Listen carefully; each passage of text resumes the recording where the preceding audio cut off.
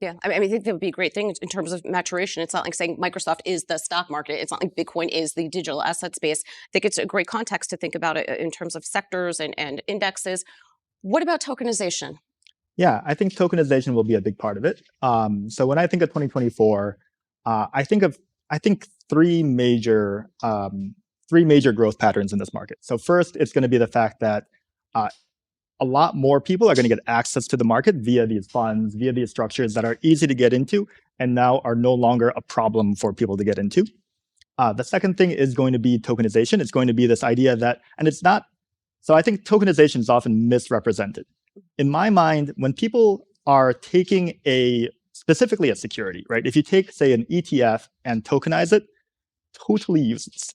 Like you're adding this layer of risk, which is protocol risk. You're adding this layer of fees, and you're creating this product that is lower return, higher risk. From my chief investment officer seat, like looking at it as a CIO, I can never invest in that versus a traditional asset.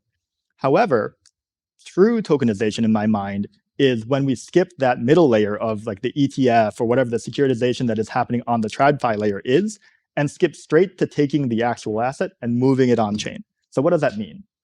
If we're thinking about what we call asset-backed securities in TradFi space, right? There is this cash flow that moves to a servicer, that moves to a banking provider, that moves to another servicer, that moves to the cash flows for the security. That should all be disintermediated, and you should be able to take a cash flow directly on chain, move it into a smart contract, have all the process done via the smart contract, and you've taken a layer of fees out. And on top of that, you've added transparency to this whole banking system. I've actually had instances where my brokerage accounts got random interest paid to me by some random security that I did not own. It was just an operational mistake, right? This sort of thing should never happen. And the blockchain allows us to do these new types of tokenizations that will allow these products to move natively on chain.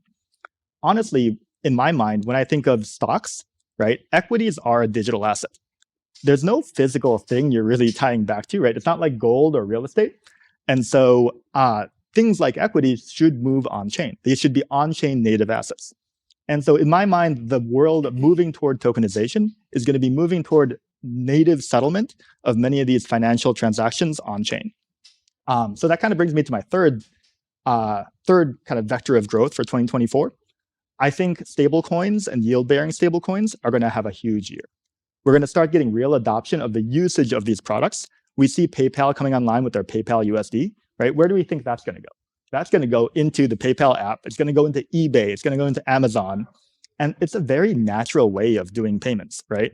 But once you've got people on this stablecoin, I want to say entry-level drug, right? At that point, you start using this everywhere. You start to make this easy to use, within the permission space, within the unpermissioned space, in general, around these new ways where people want to go and invest their monies in ways that they weren't able to do before. Right. So I think we're going to see all three of these being very, very large growth vectors in 2024, really buoyed or supported by the stablecoin adoption in 2024.